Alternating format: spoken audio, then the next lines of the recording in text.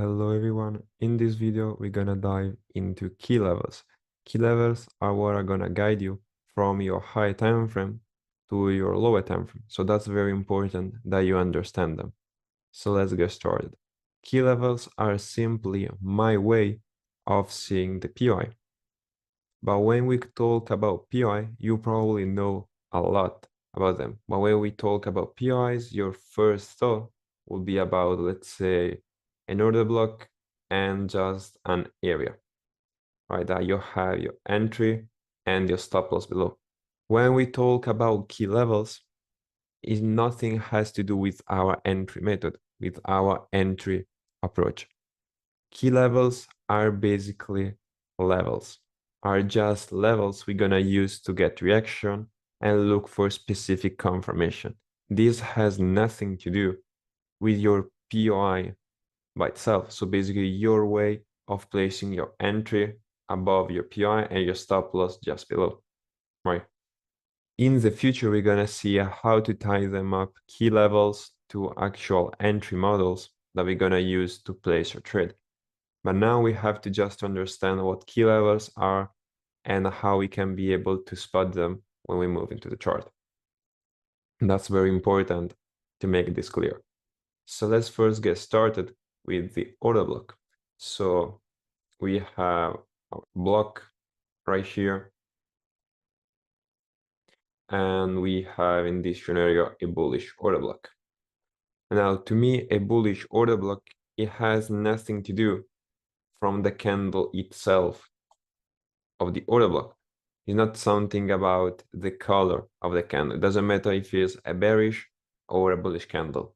Because let's say you have a bearish candle right here and you are onto the 15-minute right here. If you move 2 to 3 time frames below or above, you're gonna see the same exact candle in the same exact shape changing color. So in this case, from a bearish candle becoming a bullish candle right here. So that's why it's not important the color itself about the candle, but it's the main logic and the main context that is stated behind, right? So you know how to mark an order block where you go to the chart. Now, the way we're gonna mark up an order block, we're gonna be focused on 3 levels right here. So we're gonna use the open of the order block, we're gonna use the body, and we're gonna use the unmitigated wick. Remember to mark up the wick when it starts. So right here, you cannot mark up the wick from this point right here. That's very important.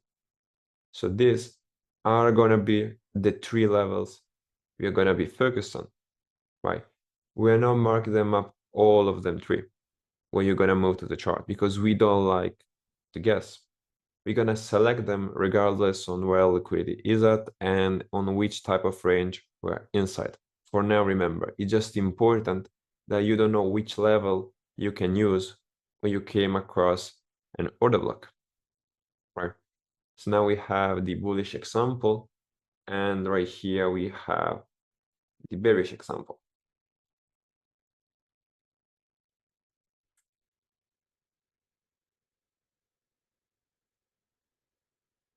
Again, the color of the order block by itself, it doesn't matter. The only thing that matters is the context is placed inside. So in this case, which level we can use? We can use the open of the order block, the body, and also the unmitigated wick. These are the levels that we can use for the price. So then we have the breaker block. So let's say now this order block fails into his context. So let's say price, instead of respecting this area, dropped, right? If you have a breaker block, in this case, an order block that failed to hold, because we were expecting price to come and react, but in this case, it failed, it becomes a breaker block, right? So which level we can use? We can use, in this case, the same exact levels but switched. So in this case, we can use the open of the breakable block, we can use the body, and we can use the wick right here. So these are going to be the level we're going to be focused on.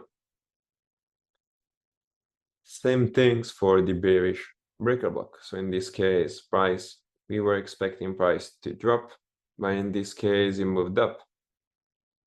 So which level we can expect price to react from? We can expect price reacting from the open of the breaker block, the body, and the wick. Right. Keep that in mind that this will be the way we're going to identify levels when we came across these PIs.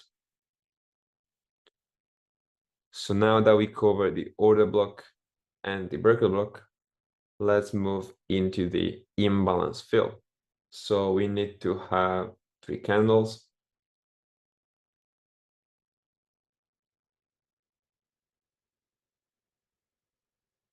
And we need a gap between the first one and the third one. So we need to have something like this, a gap. When it comes to the imbalance fill, we only care about the imbalance being filled. You cannot mark up the body. We only care about the imbalance to get filled. That's very important. But what can happen if you have an order block and also an imbalance fill at the same exact time? Because remember, the market is fractal. So let's say you have an order block right here. You have your bearish push, and you have another candle right here. In this case, the order block is also an imbalance fill. So now you should treat this as an imbalance fill, pause, or as an order block. Well, if it's an imbalance fill, you only care about the imbalance being filled. But if it's in an order block, what will be your first level that you're gonna take? The open of the order block. Same exact level. That's confluence. That's why the strategy is very systematical and objective, because it doesn't matter your POI by itself. It doesn't matter if you see this as an order block. It doesn't matter if you see this an imbalance. You will take the same exact level. That's why it's very objective.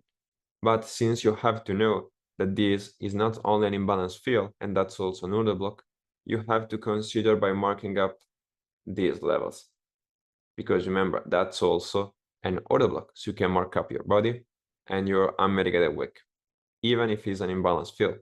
Now remember, not every imbalance fill is going to be an order block, but most of the imbalance fill are going to be also order block.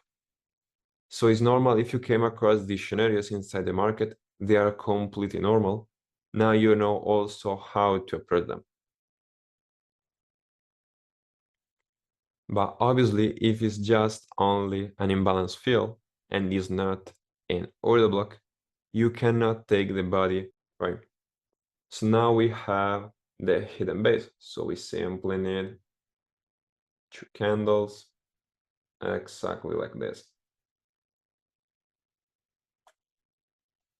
Right. We're gonna mark it up from the open, and that will be our first price level.